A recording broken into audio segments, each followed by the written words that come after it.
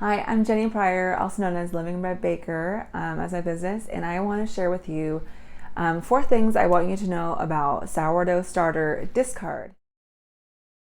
The first thing is, what is it? So if you're new to sourdough baking, or maybe you haven't used this term before, I just want to teach you what it is. So I have 2 starters here. This one was refreshed last night, so you can see this one is active, and it's really at its perfect stage. It's just started, it got to its peak, to that very top line where you can see the starter has gotten up, the line is just falling just below. Now is the perfect time to use it because it's just fallen at about 1/16 of an inch, showing that it's reached its maximum capacity of all the little microorganisms have eaten. They're all active and completely ready to use in dough. So this is active. And then this one is one that I refreshed almost 36 hours ago.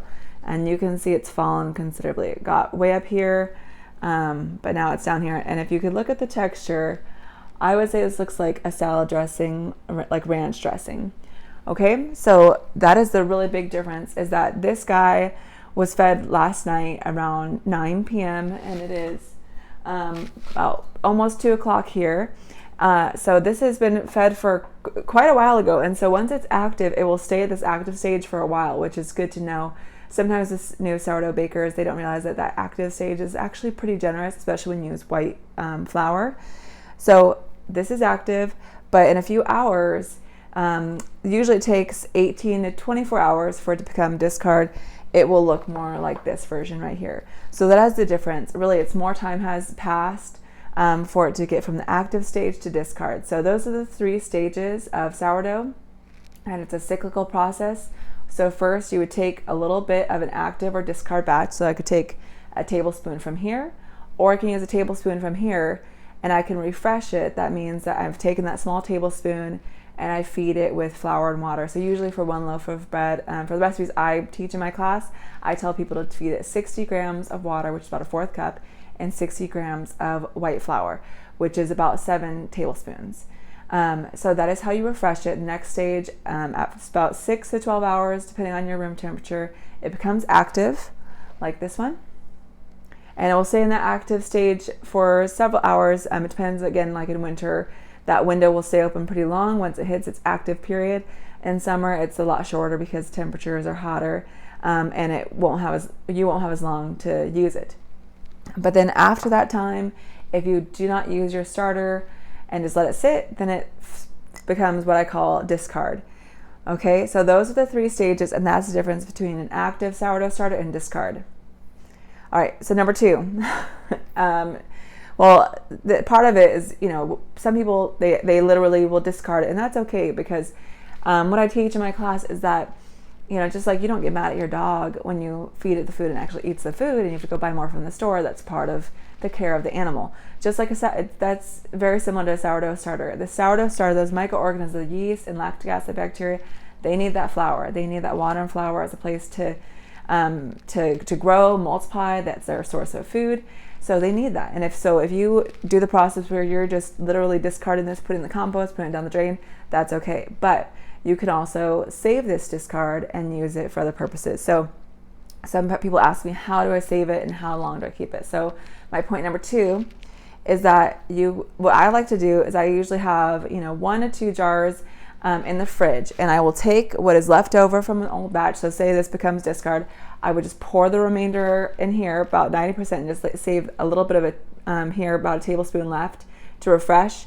But then this full jar of discard will sit in the fridge, and I recommend to only save it for use in recipe for 3 to 4 weeks, and because then it will just get more and more sour as it sits in the fridge, which is okay, and it will, it's useful in recipes. So that is how I save it. Just have a jar, maybe write your discard jar where you dump it all in there, but you save that in the fridge for up to 3 to 4 weeks. So you can even put the date on there. Discard jar, last added to 3/17/21. Okay, so that's my second point. Third, why keep it?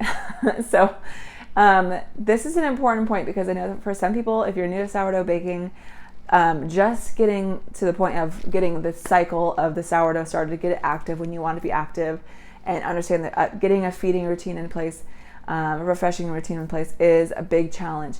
And so then add in this other thing of discard, and for many of you, it's overwhelming. And so for new sourdough bakers, I just want to ask you to take a deep breath, and it's okay if you toss it. It's okay if you literally discard it for now. That's okay. But if you're interested in this and like exploring other ways to make sourdough recipes, or another use for it is you can also save it as emergency backup. Sometimes things happen. Sometimes you might use up all your starter, or the container gets rinsed out, especially for family or the people you live with are not used to you making the sourdough. I've had that happen to multiple students. Or maybe you drop your container and it breaks on the ground. Well, sometimes it's nice to have some of that saved sourdough starter that's old in the fridge, because then you can just take a tablespoon of that, put in a new container, feed it, and you once again are able to keep moving and continue the cycle of your sourdough starter. So that's one reason to keep it. But the second reason is that you can make a whole myriad of sourdough starter discard recipes. Sometimes it's just called sourdough discard recipes. And from muffins to scones to pancakes to waffles to crackers, there are so many ways that you can use it. And so on my site, I have several recipes for you to check out. Whether you want to make crackers, one of my most popular ones on there for kids is sourdough discard graham crackers, which are delicious. And right now I'm getting ready to make some Irish soda bread using discard for my family. But it's really helpful because I can make these recipes and I can make them in a way that is more digestible with the sourdough starter discard, so that for our family, especially for those of us who are gluten sensitive, that we're able to let it ferment, let it sit for several hours after I've mixed that sourdough discard, and have something that's more digestible later. And the flavor is really incredible. And another benefit of why you can keep it is that it can replace a buttermilk or a milk.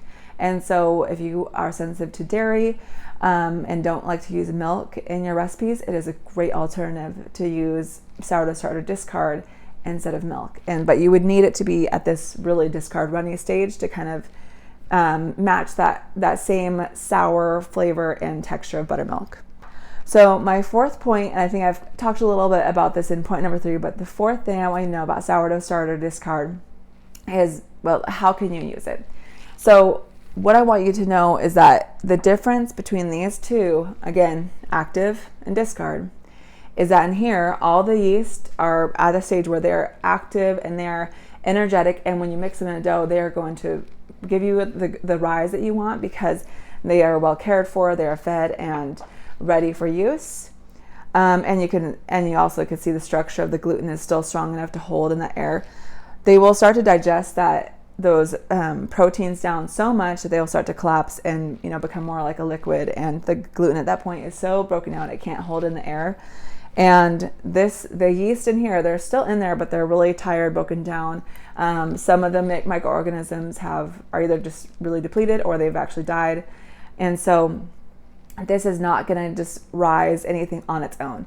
So whenever you do a sourdough discard recipe, unless it's something really flat like a cracker, sometimes I won't add another leavening agent, but usually I'm adding in baking soda. So this is my little jar of baking soda. I'm getting ready to add that to my soda bread here, but that allows, so what the sourdough discard is doing, it's all that it's doing is it's breaking down your flour mixture and making it more digestible and flavorful, but it's not gonna help it rise. So in order to help these recipes rise, you have to use a leavening agent like baking soda.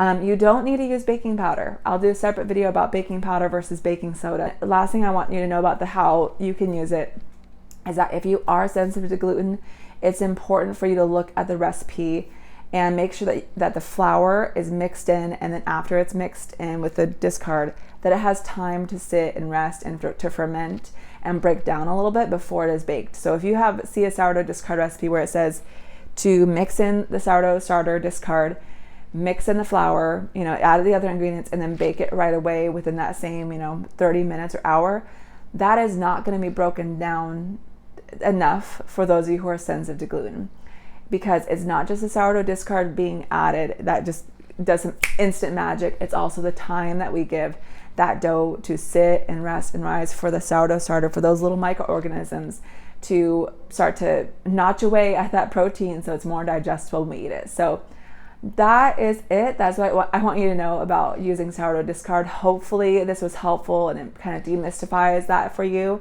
And if it was helpful, I would love your feedback on this video, or you can send me an email, jenny@livingbreadbaker.com.